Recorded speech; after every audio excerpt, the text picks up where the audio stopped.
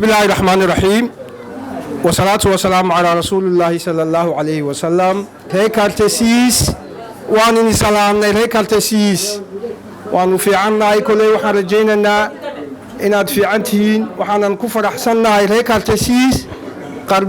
قلبي فرناشها النجوس الدويسين أيان هنتي كفر أحسننا ومهد سنتين هيك التسيس. shalay tole oo khamiisa ayaanu soo ziyaaranay reer kaltasiis aanu la wadaagnay sheekooyin badan haasaabo badan waxay noo warrameen laba arrimood ayay noo warrameen hal shayna waan isla qaadanoo waanu ku heshiinay laba arrimood bay noo warrameenoo labada arrimood waxa weeye laba arrimood oo tusaale cad u ah aafooyinka ka dhasha keligii talisnimada iyo aayaha ay ku dambeeyaan ummadaha ku hoos nool keligii taliska. midna waanu isla garanoo waanu ku wada heshiino waxaanu ku wada heshiinay hal shay oo inaga caabinaya qooqa siyaasadeed ee soo noqnoqonaya sidii aynu iskaga riixi lahayn.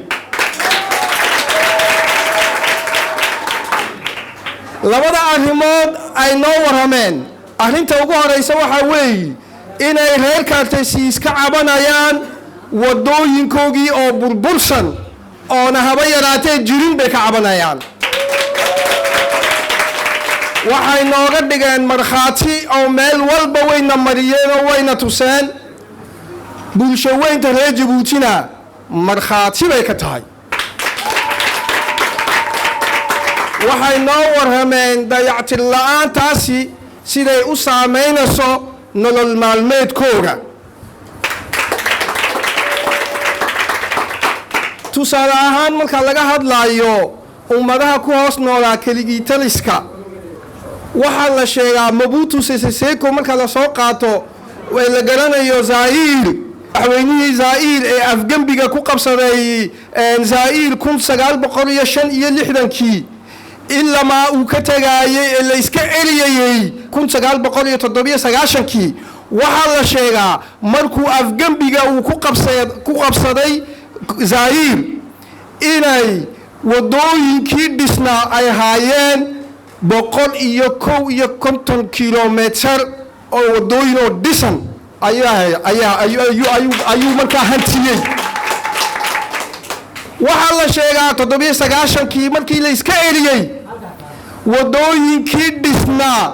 dhererkoogu wuxuu ahaa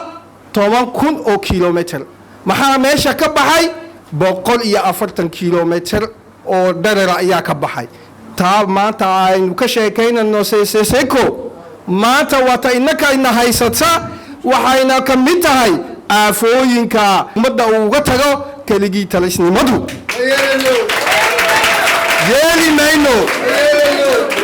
mayno. waxaa kale ee ay noo warrameen inay runtii ay gaareen niyadjab iyo rajabeel. niyadjabka markaa laga hadlayo waxaa la sheegaa 9 niyadjab inay jiraan laakiin laba unbaa carabkooga ku soo noqnoqonaysay.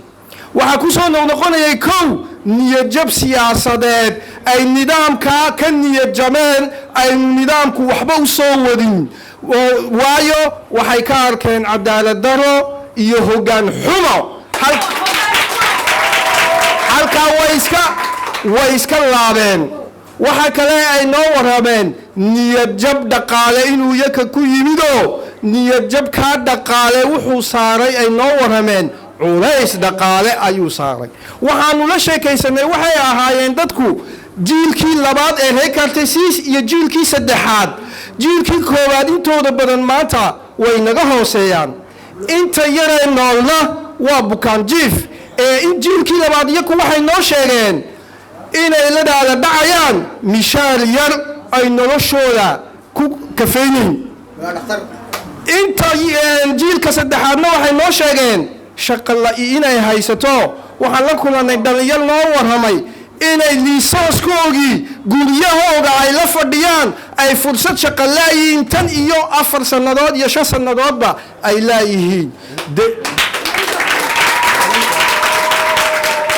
labadaa jiilee maanta kaartaysiis ku nool waxay muujiyeen niyad jab dhaqaale ahaway 2 sannadood ka hor waxaa la buunbuuninayay 5,000 oo shaqo inaa la abuurayo halkee la geeyey 5 halkee la mariyey been bay ahayd runtii been bay ahaydoo dee halkay mariyeen waxaan sheegaynaa hadday iyaku runtii ay garan waayeen doorka ay dhalinyaradu ay leedahay ku leedahay bulshada annaku BSN waxaanu garanaynaa oonu ka shaqaynaynaa dayactirka dhalinta ayaanu ka shaqaynaynaa hadduu nidaamku garan waaye isagu doorka uu dhalinyartu ay ku leedahay mustaqbalka annaku waxaanu garanaynaa dariiqa aanan u sii xaadhanaa mustaqbalka dhalinyarta maanta oo beri noqon doona haweenka iyo ragga mustaqbalka jihaynaya noqon doona walaalahay miyaynu rabnaa inay wadooyinkoodu sii burbursanaadaan mayaynu rabnaa inaynu ku noolaano rajabeel iyo niyadjab hal shay baa inoo taala walaalahaygii aan isla galanay hal shay oo aan nidhi markii dhaweyd aan nidhi qooqa siyaasadeed ee inagu soo noqnoqonaya inaynu iska caabino waa isbedel waa inuu yimaadaa isbedel markaa laga hadlaayana isbedelku wuxuu leeyahay heerar kala duwan buu leeyahay oo heerka koobaad ee ugu horeeya waa heer ilaahiya oo ilaahay baa inoogu sheegay qur-aankiiso wuxuu yidhi ina allaha laa yuqayiru maa biqowmin xataa yuqayiru maa bianfusihim buu yidhi marka waxaan leenahay isbedelka ugu horeeya waa isbedel nafeed oo isbedel nafeedkaasi waa isbedel xoreynaya maanka xoreynaya ayaa la sheegaa walaalagayo waa inaynu maanka xoreyno maanka haddaynu xoreyno xoriyad kasta imanaysa xoriyatal fikir baa imanaya xoriyatal qowl baa imanaya xoriyada rumaynta ayaa imanaysa waxaana ka dhalanaya runtii maskax furnaasha ka dhalanaysa dood sugan baa ka dhalanaysa waxaa ka dhalanaya in la helo awoodaha runtii inoo diidaya aqli xumada iyo cadaalad xumada inoo diidaysa ayaa ka dhalanaya marka waxaan leenahay maskaxdeenna walaalahaygiiow waa inaynu furnaa maanka xoriyadda waa inaynu ka dhignaa waa inaynu ka dhignaa oo abwaankii gadle wuxuu yidhi maasadiisii yareedu ku yidhi maskaxdaadu inayna noqon guri lagula leeyahay yaanan lagu furan 10 muftaax iyo masaabiir lagu furan innaka maxaa lagu furtaa maskaxdeena jaad yar baa lagu furtaa maxaa lagu furtaa hadal yar baa lagu furtaa walaalaagiyo marka innaka waxaa inoo taala 2 shay oo mida reer kaartaysiis dhammaan intii aan shalay toole la soo kulannay waan isla qaadanno waan isla garannay ininkana waxaan rajaynayaa maanta inaan isla garanano waxaa inoo talaa ama maynu ku tashanaa inaynu nidaamka aynu hoos joogno aynu iska aqbalno rajabeelka iyo burburka mise waynu ka tashanaa nidaamkaano waynu iska caabinaa maxaa rabnaa